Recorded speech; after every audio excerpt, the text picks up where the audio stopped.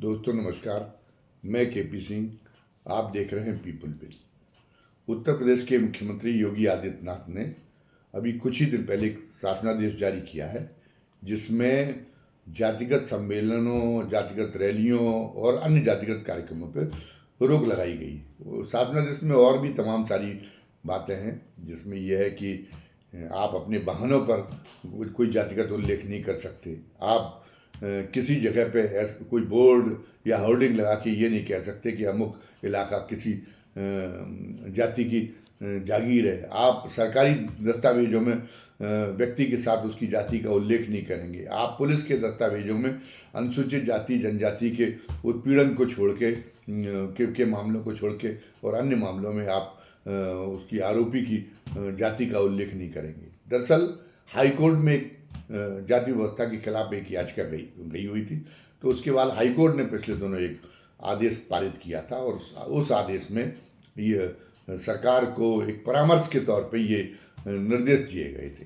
तो अब ये जो है, जैसे ही हाईकोर्ट का ये आदेश आया सामने, उसकी जानकारी मुख्यमंत्री को हुई। उन्होंने बहुत तत्परता बरती उसके अनुरूप शासनादेश जारी करने में, और उसके पीछे एक वजह ये हो सकती है कि मुख्यमंत्री योगी आदित्यनाथ खुद भी एक जातिवादी व्यवहार के लिए बदनाम किए जाते हैं। ये कहा जाता है कि वो तमाम सारी पोस्टिंग में और तमाम फैसलों में जातिगत नज़रिए से बात करते हैं, और खुद उन्होंने ही इस बात को प्रोत्साहित करने का अवसर दिया। जो उनके आलोचक थे, जो जिस आधार पे उनको घेरते थे, तो उनको उन्होंने ही अवसर दिया। जब उन्होंने ये कह दिया, एक अवसर पर उनसे एक इंटरव्यू में पूछा गया था, तो उन्होंने कहा कि नहीं, मुझे तो अपने क्षत्रिय होने पर गर्व है, और ये तो वो महान जाति है जिसमें जब ईश्वर जब पैदा होने की सोचता है तो वो इसी जाति में अवतार लेता है। इतनी पवित्र और इतनी महान जाति है, ये उन्होंने बखान किया था। तो इससे उसकी आरोप की जो है मात्रा है, आरोप की जो डिग्री है,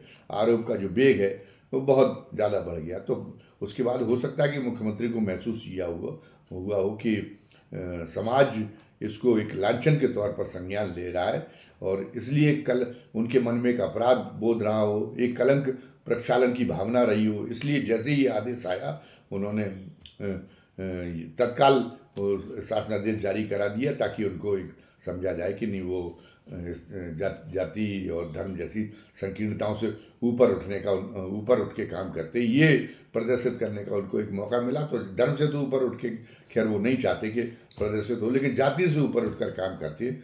ये उन्होंने ये प्रदर्शित करने की का उनको ये अवसर मिला हाईकोर्ट के आदेश से, तो उन्होंने उसमें तत्परता बरती। और वैसे भी सोचा जाए तो जब महाराष्ट्र विधानसभा के चुनाव में हो रहे थे, तो योगी आदित्यनाथ ने एक नारा दिया था कि बटोगे तो कटोगे।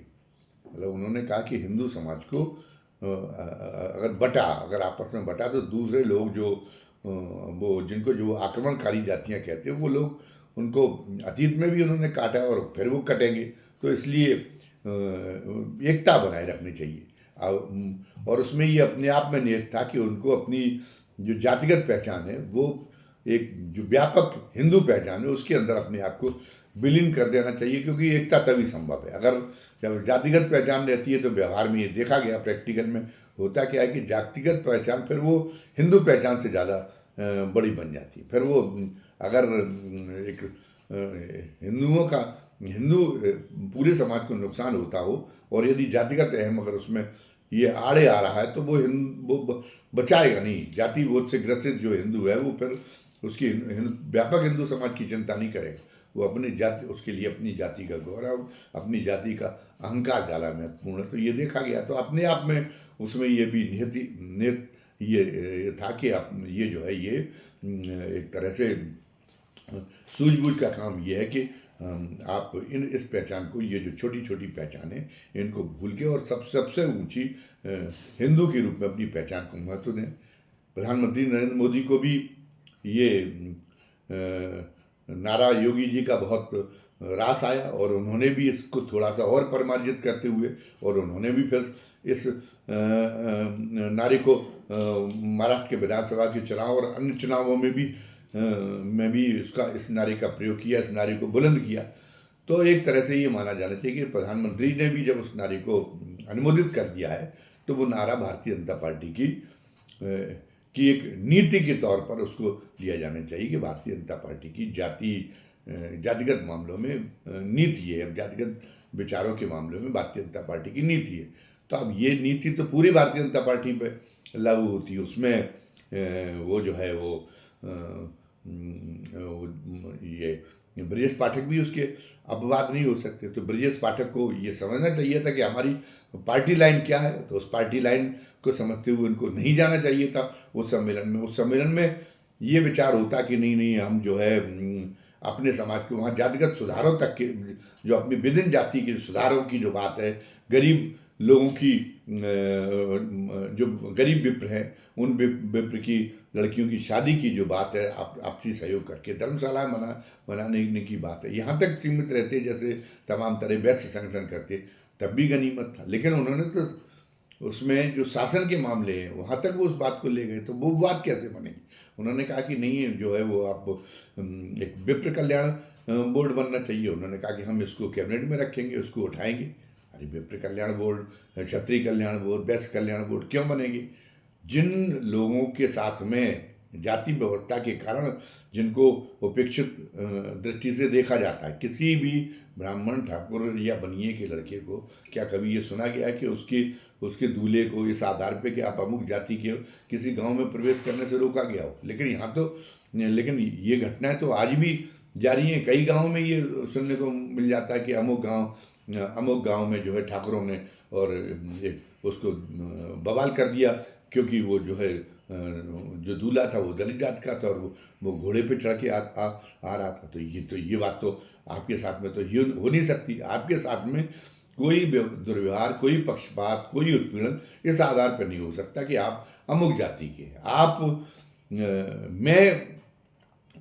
मैं यादवों की बात कर रहा हूँ या अन्य पिछड़ी जाति का वो बहुत अच्छी कथा कह लेता हो और उसकी कथा से बहुत धार्मिकता का विकास हो सकता हो, लेकिन वो अपनी जाति बता के और कथा नहीं कह सकता। उसको तो अपने आप को बताना पड़ेगा कि मैं ब्राह्मण हूँ और इस चक्कर में पकड़ा जाएगा तो पिटेगा। लेकिन किसी ब्राह्मण को क्या ये बताने की ज़रूरत है कि वो कथा पढ़ने जाए कि वो भले यादवों के गांव में जाए कि नहीं मैं यादव नहीं हूँ, मैं तो ब्राह्मण नहीं हूँ, मैं तो यादव हूँ। उसे तो ये बताने की ज़रूरत नहीं है। तो इन चीज़ों से समझिए कि जो सामाजिक व्यवस्था के आधार पर आप अगर कोई अपने लिए कोई विशेष पक्षपात, कोई विशेष अवसर मांगते हैं तो उसका कोई औचित्य नहीं। उसका पिछड़े वर्ग के लोग तो मांग सकते हैं, उसके अनुसूचित जाति के लोग तो मांग सकते हैं, लेकिन सवर्ण जातियाँ ठाकुर ब्राह्मण बनिया वो नहीं मांग सकती।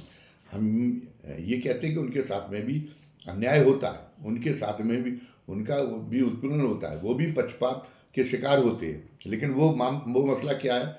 वो मसला है साफ सुथरी प्रशासन के न होने का। वो मामला है प्रशासन के पक्षपात पूर्ण होने का। और वो घटनाएं स्थानीय घटनाएं, उनमें वैसी सार्वभौमिकता नहीं है जैसी उपेक्षित जातियों के साथ में, वंचित जातियों के साथ के उत्पीड़न में जो सार्वभौमिकता होती, वो सार्वभौमिकता नहीं। किसी स्थान विशेष में कोई घटना हुई तो उसके लिए तो उसका इलाज ये नहीं कि आप ये एक परंपरा डाल दें उनका मखौल उड़ाने के लिए कि जैसे अनुसूचित जातियों के लिए, पिछड़े वर्ग के लिए आयोग बनाए, इसलिए किसी सवर्ण जाति के लिए भी उसका कल्याण का एक अलग से आयोग बनना चाहिए। तो ये तो आप पूरी इस व्यवस्था को झुठलाने का काम कर रहे हैं। ये इसका कोई आप देखें, इसका कोई तार्किक औचित्य कहीं से बनता नहीं कि उन जातियों के लिए बनाए जाए, क्योंकि वो सामाजिक व्यवस्था की वजह से उनके साथ में कोई अन्याय नहीं हो सकता। उनके सामाजिक व्यवस्था की वजह से उनका कोई असम्मान नहीं हो सकता। वरना तो स्थिति ये है कि रामनाथ कोविंद जो है वो थे राष्ट्रपति पद पर थे और वो उसमें गए, जगन्नाथ मंदिर में गए तो वहाँ पर चूँकि वो दलित जाति के थे तो उनको वहाँ पे उनके साथ में उनको धकिया दिया गया। वहाँ उनके साथ में दुर्व्यवहार हुआ। क्या किसी सवर्ण जाति के व्यक्ति के साथ में ऐसा दुर्व्यवहार हो सकता है? तो आप उनके लिए जो विशेष अवसर की, विशेष संरक्षण की जो आवश्यकता प्रतिपादित होती है, आप उसको एक तरह से चतुराई दिखा रहे कि उसको समाप्त कर दिया जाए, उसके आधार को समाप्त कर दिया जाए, उसको जो है उसको बलहीन कर दिया जाए। वो जो उन लोगों के लिए जो मांग रहे, तो वो बलहीन नहीं किया जा सकता। और वरना तो, और आप तो ये देखते हैं कि जब अभी जाति जिन जिन जो है संतों का, महात्माओं का से जिनसे आप प्रेरणा लेते हैं, वो तो आज भी कह रहे हैं नहीं कि जो जाति व्यवस्था है वो तो ईश्वर की बनाई हुई है। तो अब वो ईश्वर की बनाई हुई जाति व्यवस्था तो आपके लिए तो वो भली है। आप पंडित जी हैं तो आप पूजनीय हैं, ठाकुर साहब हैं तो आप आपका जो है राजा साहब, कुंवर साहब कह के संबोधन देने के लिए पूरा समाज बाध्य है और आपको सम्मान देने के लिए, और आप वैसे समाज है तो सेठ जी कह के आपको प्रणाम करने के लिए तैयार है। लेकिन उनके साथ में क्या आ रही है, तो अमुक जाति का, इसका तो सवेरे से मुंह नहीं देखा जाता, ये तो अमुक जाति का है, इसको तो जो है इसका इसका इस मंदिर में आना, इस पूजा स्थल पे आना शुभ नहीं है, इसको तो अमुक जाति का तो इसको कलावा नहीं माना जाना चाहिए। तो ये तो शिकार वो लोग हैं, तो जो शिकार हैं वो जो स्पेशल व्यवस्थाएं होंगी, जो विशेष व्यवस्थाएं होंगी, वो उन लोगों के लिए होंगी, न कि आपके लिए। आपके के लोगों के साथ जो अन्याय हो रहा है उसका तो समाधान यही है कि आप एक निष्पक्ष, एक साफ सुथरा प्रशासन कायम करने की कोशिश करें, और उन बातों का आप बहुत ही विनम्रतापूर्वक उन संतों की बातों का प्रतिवाद होना चाहिए जो ये कहते कि नहीं, जाति व्यवस्था तो ईश्वरीय है। अगर जाति व्यवस्था ईश्वरीय है तो ईश्वर कोई मुंशी मजिस्ट्रेट तो है नहीं जिसका इलाका केवल छोटा मोटा क्षेत्र हो, वहाँ वो अपना जो फैसला है उसी क्षेत्र में लागू कर सकता हो। ईश्वर तो सुप्रीम कोर्ट है जो केवल जिसका कोई एक देश जिसके दायरे में नहीं है, जिसके पूरी दुनिया क्या पूरे सातों लोग जिसके अंडर में है। तो अगर जाति व्यवस्था अगर उसकी बनाई हुई होती तो वो भारत के साथ साथ में वो अमेरिका में भी होनी चाहिए थी, वो ब्रिटेन में भी होनी चाहिए थी, तो इसका कोई औचित्य प्रतिपादित नहीं होता। वो व्यवहार में तो आपने कहा कि नहीं, ईश्वर ने आपके कर्म तय कर दिए। तो अगर इस दृष्टि से अगर देखा जाए तो आप देखिए, मिथक काल को छोड़ दीजिए, जो मिथ की कहानियों को छोड़ दीजिए, आप जो ऐतिहासिक विवरण जहाँ से उपलब्ध होते हैं आप उसमें देख लीजिए कि आपकी जाति व्यवस्था के हिसाब से तो आप कहते कि राज्य संचालन करने की जो योग्यता है वो जो क्षमता है वो केवल क्षत्रिय समाज के अंदर होती है। लेकिन शुरुआत से क्या हुआ, शुरुआत में तो यहाँ पर शिशुनाग की वंश का शासन था, तो शिशुनाग तो क्षत्रिय था नहीं। शिशुनाग के बाद में फिर यहाँ पर जो है उसका वंश आया, नंद वंश आया। नंद वंश भी क्षत्रियों का वंश नहीं था। उसके बाद में मौर्य वंश आया, मौर्य वंश भी क्षत्रियों का शासन नहीं था। और जो उसके बाद में फिर शुंग वंश आया, तो शुंग जो है शुंग ब्राह्मण थे, शुंग भी क्षत्रियों के नहीं थे। और शुंग ने भी बहुत बेहतर, उनकी भी राज्य संचालन की क्षमता को और उनकी योग्यता को, उनको भी जो है उसकी सराहना की जानी चाहिए। उसमें कहीं कोई कमी नहीं थी, बहुत अच्छा उन्होंने संचालन किया। उसके बाद में कन्ना भाई, जिनको आप कहते कि नहीं, हमने समाज में ये ईश्वर के यहाँ से बंटवारा किए हुए भेजा है, तो राज्य तो बेहतर तरीके से क्षत्रिय समाज ही संचालन करेंगे। तो वो तो आपका तो ये साबित होता कि बृहत्तर भारत में तो कभी बृहत्तर भारत तो किसी क्षत्रिय राजा के अधीन रहा ही नहीं है। और जो बृहत्तर भारत जिनके अधीन रहा है वो क्षत्रिय थे नहीं, शूद्र थे। तो उन्होंने इतना बेहतर क्यों शासन चलाया। और फिर उसके बाद ब्राह्मण थे जिनका काम आचार्य के रूप में केवल लोगों को शिक्षित करना था, धर्म की सिद्धांत बताना था। तो वो मतलब उनका भी शासन संचालन करना था। तो ये योग्यता व्यक्तिगत है, ये योग्यता किसी जाति विशेष की धरोहर नहीं है। और ये धारणा पूरी तरीके से आप चाहे जितना पूरा जोर लगाना है, न तो ये धर्म का के जो है अनुरूप है, धर्म के भी विपरीत है। और इसको जो है और ये वैज्ञानिकता के भी विपरीत है। व्यक्ति के अंदर विशेष प्रकार की प्रतिभा होती है, विशेष प्रकार की क्षमता व्यक्ति के अंदर होती है। एक चरवाहे का लड़का था चंद्रगुप्त, जिसमें चाणक्य ने वो गुण देखे। वो उन्होंने ये नहीं देखा कि इसकी जाति क्या, उन्होंने उसके गुण देखे, तो वो भारत का इतना सफल शासक साबित हुआ। इसी तरीके से बहुत सारे विद्वान हैं जो गैर ब्राह्मण थे, लेकिन उनके अंदर व्यक्तिगत गुण थी, तो वो जो है उन्होंने जो तो ब्राह्मण उस समय के विद्वान थे, उनसे भी बढ़ के दर्शन का प्रतिपादन किया। गौतम बुद्ध ही उसके उदाहरण हैं, जिनका बाद में कई ब्राह्मण विद्वानों ने, जिनका शिष्यत्व ग्रहण करने में अपने का गौरव का अनुभव किया। तो वो कहने का मतलब ये है कि वो ये वैज्ञानिकता के विरोध है, और ये प्राचीन काल में ये इसको चलता गया, धीरे धीरे समाज बढ़ता है। आज समाज जहाँ बढ़ चुका है, तो वो आधुनिक जो प्रतिमान हैं वो व्यवस्था के, वो आधुनिक प्रतिमान में किसी भी तरीके से जातिगत जो मापदंड हैं वो जो है वो स्वीकार नहीं हो सकते। इसलिए जाति व्यवस्था को तो बदलना पड़ेगा, लेकिन बदलने का काम कौन करेगा? बदलने का काम तो वही काम करेंगे जो समाज के का एक अगुआ तबका है। इसलिए जाति व्यवस्था को बदलने का, जाति व्यवस्था को मिटाने का काम किसने किया? डॉक्टर लोहिया जो वैश्य थे। किसने किया? जो मधुलिमय ने किया। मधुलिमय जो ब्राह्मण थे। किसने किया? जनेश्वर मिश्र ने किया, जो वो भी एक ब्राह्मण थे, जो महापंडित किए गए, जिनकी विद्वता की कोई सानी नहीं, 5वीं तक पढ़े थे, लेकिन काशी के सारे पंडित जिनके सामने नतमस्तक हो गए थे, वो केदारनाथ पांडे उर्फ राहुल संकीर्तन, वो भी ब्राह्मण थे। उन्होंने जो है उसको उन्होंने जाति व्यवस्था के विरुद्ध आवाज़ उठाई। उन्होंने जाति व्यवस्था के जो है औचित्य की धज्जियाँ उड़ाने का, उसकी तर्क बताने का काम किया। आज भी जो दायित्व है वो उन्हीं लोगों पर, उन्हीं जातियों पर है, जो जातियाँ